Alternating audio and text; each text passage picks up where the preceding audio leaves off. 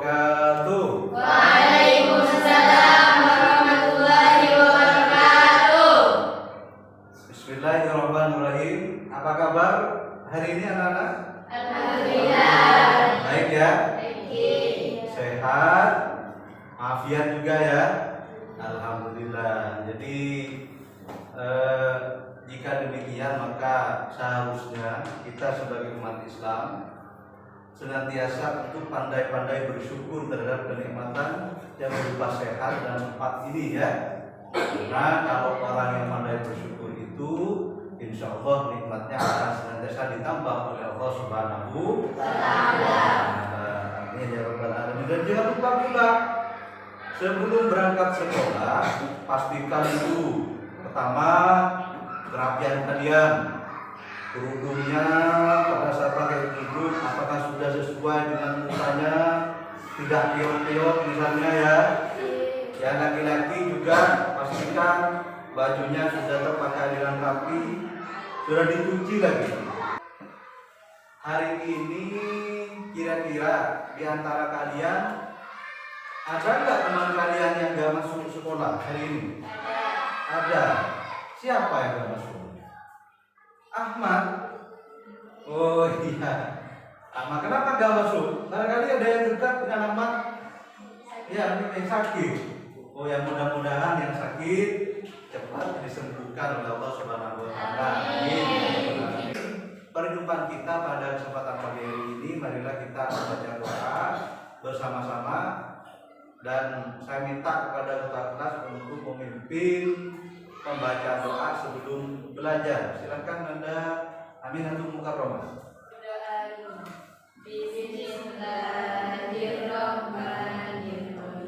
Alhamdulillahi rabbil alamin wa bi Muhammadin sallallahu alaihi wasallam nabiyyan wa rasulah. Rabbi zidni ilma warzuqni fahma. Rabbi shrah li sadri wa yassir li amri wahlul 'uqdatam min lisani yafqahu qawli. Amin bi rahmatika ya arhamar rahimin.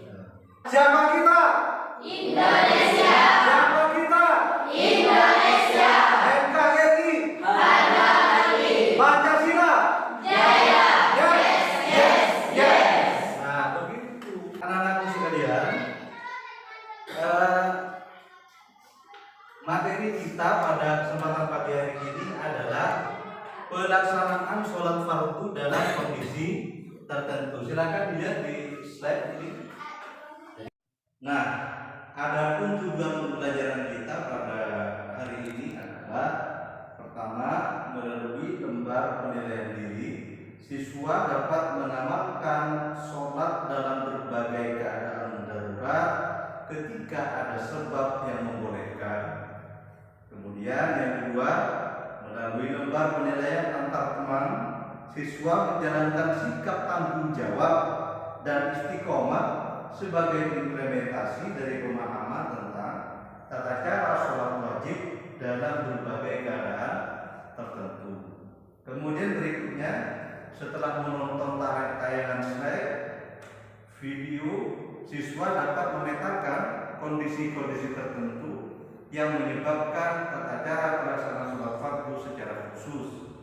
Kemudian berikutnya, setelah menonton tayangan video, siswa menganalogikan kondisi-kondisi masa kini dengan peristiwa masa lalu yang berhubungan dengan sholat fardu dalam keadaan tertentu. Kemudian setelah melakukan diskusi kelompok, siswa dapat mempresentasikan, menjelaskan tata cara pelaksanaan sholat fardu dalam kondisi tertentu. Kemudian berikutnya yang terakhir, setelah melakukan diskusi kelompok, siswa dapat mendemonstrasikan tata cara pelaksanaan sholat fardu dalam kondisi tertentu. Saya punya gambar umat Islam yang seharusnya tetap konsisten atau istiqomah melakukan atau melaksanakan sholat fardu dalam kondisi apapun. Bagaimana dengan sholatnya orang yang sakit koma? Nah, silakan Anda Firda. Gimana? Isyarat ya semuanya. Kalau memang sudah nggak bisa bergerak, isyaratnya bisa dengan hati. Ya, alhamdulillah, alhamdulillah. Dari pertanyaan-pertanyaan tadi itu untuk mendalami lebih jauh dan lebih mendalam terhadap pelajaran kita hari ini, maka saat ini kita akan melakukan diskusi. Ya, ini silakan kalian tema pembahasan yang akan didiskusikan pada masing-masing kelompok silakan tulis dalam tempat ini ya. Baik, kelompok 2 siapa tulisnya ini? Tulisnya siapa? Sarom, ya silakan Sarom. Nah, nanti ditulis ya sedetail mungkin hasil diskusi kalian menurut Didi bagaimana, menurut Cinda bagaimana, kemudian disimpulkan secara bersama-sama. Dimulai dari kelompok 1 untuk mempresentasikan, kemudian mendemonstrasikan bagaimana tata cara sholat khauf ya. Baik, silakan. Siapa yang berdua kelompok 1? Ini ya, silakan maju ke depan. Boleh berdiri di sini. Ya, baik, silakan dimulai. Assalamualaikum warahmatullahi wabarakatuh. Waalaikumsalam warahmatullahi wabarakatuh. Baik, saya di sini perwakilan dari kelompok 1 akan mempresentasikan hasil diskusi kami mengenai sholat khauf dan tata caranya. Sholat khauf merupakan sholat fardu yang dilaksanakan dengan munculnya ketakutan atau ketakutan. Contoh dalam berperangan. Pada masa Nabi Muhammad SAW, sholat khauf dilaksanakan karena kejamakannya ketakutan melawan orang-orang kafir. Beliau bersama sahabat melaksanakan sholat khauf karena sebab adanya perasaan khawatir dan takut serangan mendadak dari pihak musuh. Dan tata caranya akan saya demonstrasikan ya. Pertama, penyebab rasa khawatir atau takut. 1. Musuh akan menyerang dari arah kita. Tata caranya ialah 1. Pada rakaat pertama, imam mengatur barisan sholat menjadi 2 atau lebih. Dan yang kedua, imam melaksanakan sholat bersama barisan pertama dan shaf kedua secara bersamaan. Yang ketiga, imam dan kedua barisan melaksanakan takbiratul ihram hingga rukuk bersama-sama. Yang keempat, imam dan barisan pertama melakukan sujud, sedangkan barisan kedua tetap berdiri untuk berjaga-jaga.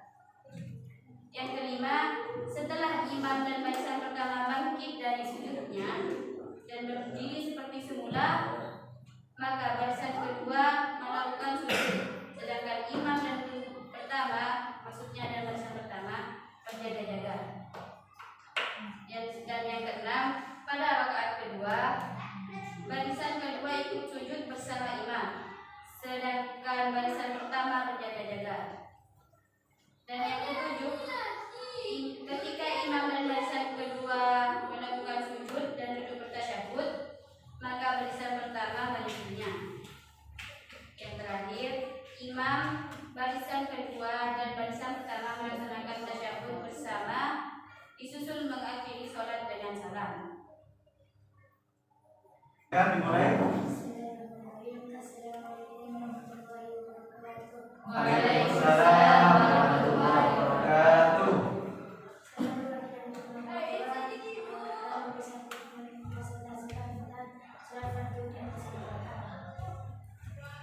Jika pada zaman dahulu kendaraan yang digunakan adalah kapal ikan, maka pada saat ini pesawat terbang, kapal laut, bus kereta api dan seterusnya termasuk bagian dari kendaraan. Nah,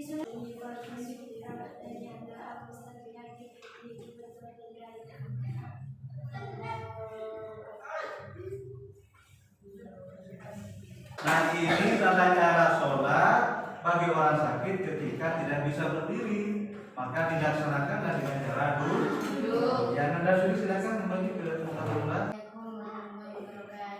Waalaikumsalam warahmatullahi wabarakatuh. Saya perwakilan dari kelompok 3 yang akan mempresentasikan tata cara sholat bagi orang yang sakit. Jika tidak lagi mampu berdiri, maka diperbolehkan untuk melaksanakan sholat dengan duduk bersikukuh. Jika tidak lagi mampu duduk bersikukuh, maka diperbolehkan untuk melaksanakan sholat dengan terlentang. Jika tidak lagi mampu terlentang, maka diperbolehkan untuk melaksanakan sholat dengan isyarat mata. Jika tidak lagi mampu menggunakan syarat, maka diperbolehkan untuk melaksanakannya dengan membaca dalam hati. Misalnya mau sholat subuh gimana? Dimulai dari niatnya, silakan.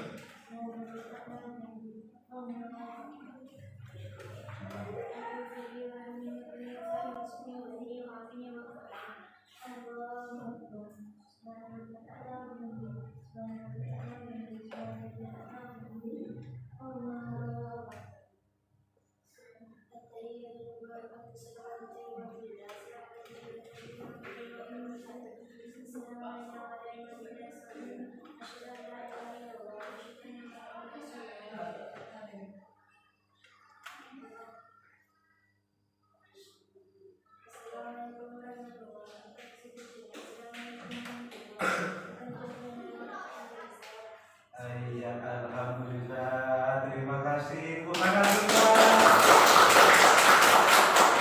Nah, baik, alhamdulillah.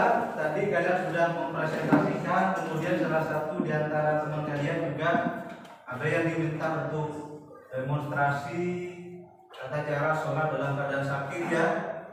Nah, kemudian berikutnya sholat fardu dalam kondisi tertentu merupakan pelaksanaan sholat dalam situasi yang tidak wajar, sehingga membolehkan penggunaan cara-cara yang lebih luas dan longgar. Kemudian kondisi yang tidak memungkinkan, yang tidak wajar yang kedua adalah sholat ketika berada di kendaraan. Jadi seseorang yang berada di kendaraan, maka sholatnya tentunya tidak sama dengan sholat ketika berada di masjid atau berada di musola. Misalnya ketika seseorang berada di atas perahu atau rakit yang memungkinkan pada saat itu bisa berdiri, maka sholatnya dalam keadaan berdiri ya. Nah, yang ketiga, sholat yang tidak wajar itu adalah sholat bagi orang yang sakit. Sholat bagi orang yang sakit itu tergantung kepada tingkat keparahan sakitnya. Kalau sudah tidak mampu untuk berbaring, maka silakan dengan cara terlentang. Tapi kemudian kakinya diupayakan menghadap ke arah kiblat. Jika tidak mampu dengan cara terlentang, sudah dengan gerakan tangan tidak mampu dan isyarat tangan tidak mampu karena misalnya dalam kondisi koma atau stroke ya, sehingga badannya tidak bisa digerakkan, maka caranya adalah dengan cara isyarat dalam hati seperti yang dikatakan oleh Anda Frida tadi. Jadi silakan berisyarat dalam hati. takbiratul ihramnya dalam hati, ya baca Fatihahnya dalam hati. Nah, jika tidak mampu seperti itu, dikubur. Itu artinya sudah tidak bisa melaksanakan kewajiban sholat. Baik, anak-anakku sekalian, setelah kita melewati proses pembelajaran ini, tibalah saatnya kita mengakhiri pelajaran kita. Insya Allah pada pertemuan selanjutnya saya akan dan kita semua akan belajar mengenai pelaksanaan sholat dalam kondisi tertentu masih, tetapi kita akan lebih dalam mengkaji dan menganalogikan, mengumpamakan kira-kira persamaan sholat khauf misalnya pada saat Rasulullah SAW dengan kondisi saat ini, kondisi genting pada saat pada masa-masa Rasulullah dengan kondisi-kondisi mencekam pada saat ini. Kita akan carikan analoginya, kemudian kita akan simpulkan bagaimana tata cara sholatnya, gitu ya. Juga dengan pembacaan doa. Saya minta kembali kepada ketua kelas untuk memimpin doa akhir pembelajaran. Silakan. Bismillahirrahmanirrahim. Alhamdulillahilladzi allamani ma lam a'lam amin birahmatika ya arhamar rahimin. Alhamdulillah, demikian dari saya. Terima kasih atas perhatian semuanya. Semoga ilmu yang kita pelajari senantiasa menjadi ilmu yang bermanfaat. Amin. Barokah untuk kita semua. Amin. Akhiran, Allahumma fiq ila kulli thariq. Subhanakallahumma wa bihamdika, asyhadu an la ilaha illa anta, astaghfiruka wa atubu ilaik.